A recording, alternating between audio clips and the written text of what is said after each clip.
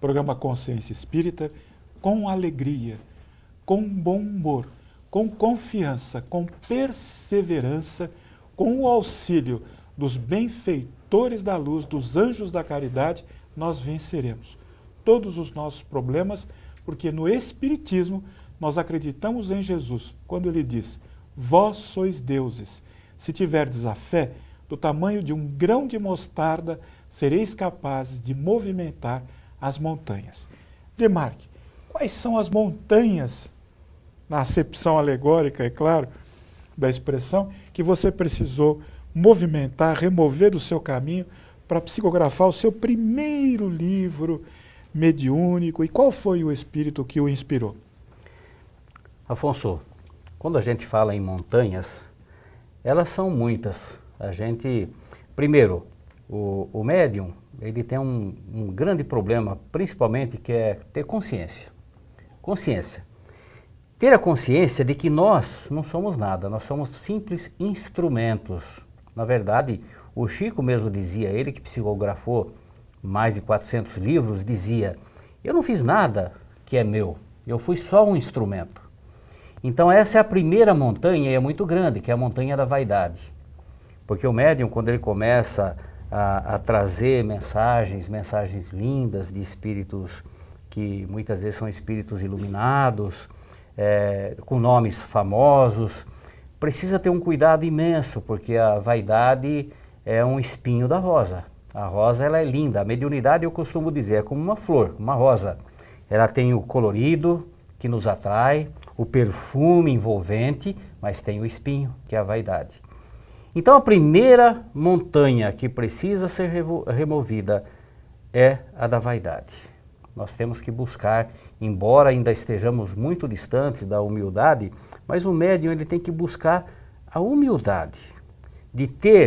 Quando conclui um livro, eu mesmo às vezes acontece, embora ainda esteja longe da humildade, viu, Afonso? Eu ainda confesso, mas uma coisa, eu tenho consciência que não sou humilde, mas já me procuro combater, porque a gente faz uma reforma íntima, né? Eu sei que não sou humilde, então tenho que batalhar muito esse lado aí, porque é muito importante. É interessante que quando você acaba de escrever um livro, de psicografar um livro, às vezes eu leio e falo, mas eu consegui escrever isso daqui? Eu mesmo me surpreendo. Se surpreende. E realmente, na verdade, no momento em que você se coloca como instrumento dos bons espíritos, dos mensageiros que, por misericórdia divina, nos permite que possamos desenvolver esse trabalho, na verdade, naquele momento nós estamos sendo só um mero instrumento. E que bom que fomos escolhidos para ser um mero instrumento, quando o trabalho compensa. E a gente se sente muito feliz. O irmão Virgílio sempre me fala, aquele que acende a luz é o primeiro que se ilumina. Eu sou um espectador privilegiado de tudo isso que acontece, de tudo isso que eu escrevo, me emociono, e isso me faz um bem tremendo, porque serve para que a gente, na verdade, quando a gente escreve um livro, eu considero que eu estou escrevendo é para mim mesmo. Então a gente tem que considerar dessa forma. Então as montanhas são muitas, viu, Afonso? Mas a primeira e a grande, que é a mais séria, é a montanha da vaidade. Mas você tirou da frente e escreveu o primeiro livro. Isso, aos poucos eu fui afastando os montinhos e escrevemos o primeiro livro. O primeiro livro, em 94, eu trabalhava no Caminho da Luz, na área de intercâmbio, eu trabalhava na doutrinação. E era uma quarta-feira, após o término do trabalho, então entrou aquela música de fundo e o médium encarregado de fazer a prece de encerramento fez uma prece tão linda e eu viajei, cara. De repente eu me vejo no plano espiritual e vem o irmão Virgílio e diz, nós vamos começar a escrever. Isso foi em 94. Aliás, em 93, porque o primeiro livro saiu em 94. E aí passou um ano, eu falei, mas não tinha vontade de escrever nada, mas não vinha nada. Eu falei, mas caramba, o que está acontecendo? Aí depois de um ano, uma noite eu estava deitado, não conseguia dormir, já passava da meia-noite, minha esposa dormia, meus filhos eram pequenos, dormiam, e eu não conseguia dormir. E de repente eu vejo o irmão Virgílio chegando e falou, vai começar agora.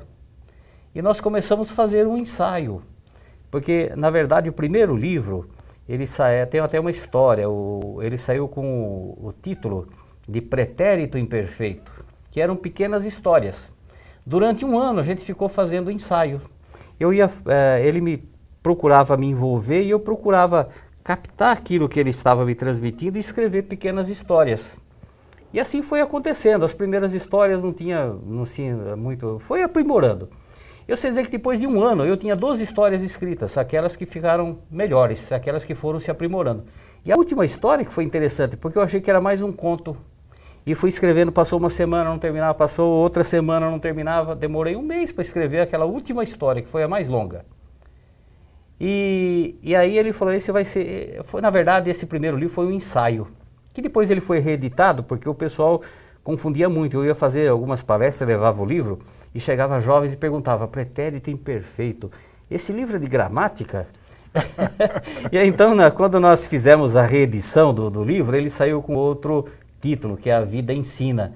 Na verdade, são pequenos contos, com exceção do penúltimo, que foi essa história maior que eu comentei contigo aí, que é assim como se fosse um ensaio de um romance, que poderia só aquele capítulo ter dado uma história, se eu tivesse, assim, aquela sensibilidade de dar vazão, fluir mais, né? Então, na verdade, foi um ensaio, foi esse o primeiro livro. Foi assim, demorou um ano e nós ficamos nesse ensaio.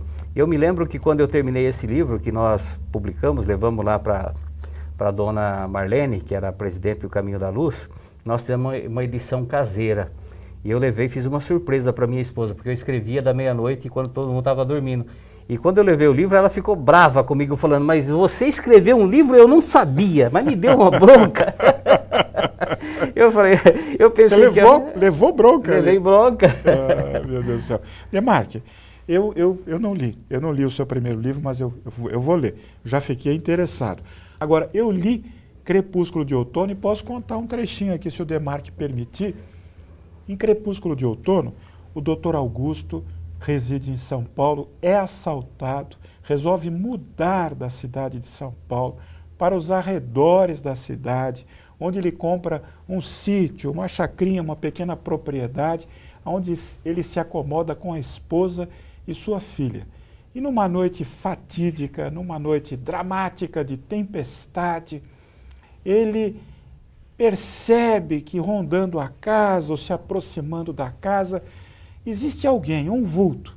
E ele está prevenido segundo os seus conceitos. Está armado, o que a gente não recomenda a ninguém, e você vai entender por quê.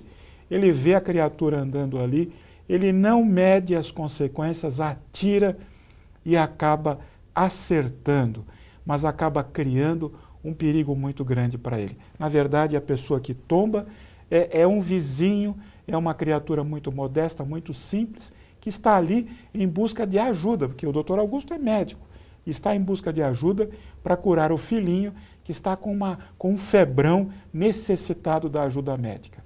E aquela criatura desencarna praticamente nas mãos do Dr. Augusto. E o Dr. Augusto o que faz? Morreu. Meu Deus do céu, ele enterra e oculta o seu crime, mas não consegue ocultar o remorso que vai mudar a sua vida dali para frente. É isso, Antônio Demarque?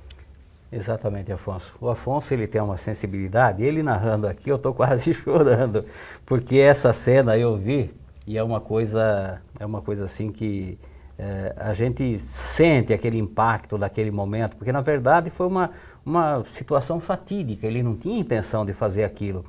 Mas como você disse, ele ocultou o crime, mas não conseguiu ocultar a própria consciência, porque a consciência o acusava. E aí então tem um desdobramento, porque ele não tem paz de espírito. Então ele encontra a paz de espírito quando ele conhece a doutrina espírita. E aí na doutrina espírita, como médico, ele procura se redimir. E o livro vai bem adiante, contando a história, praticamente o romance ele serve de pano de fundo para um problema grave que hoje está em pauta no Brasil, que é o aborto. E o Dr. Augusto, ele como médico, ele passa por situações difíceis e no final a gente vai entender o que significa aquilo, o que significa um aborto, o que significa um processo de reencarnação.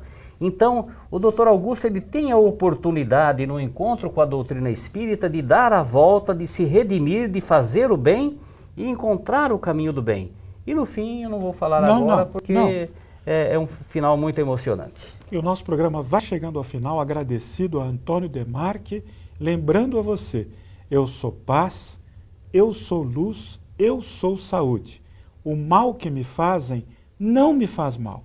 O mal que me faz mal é o mal que eu faço aos outros, porque me torna uma pessoa má. Até o próximo programa.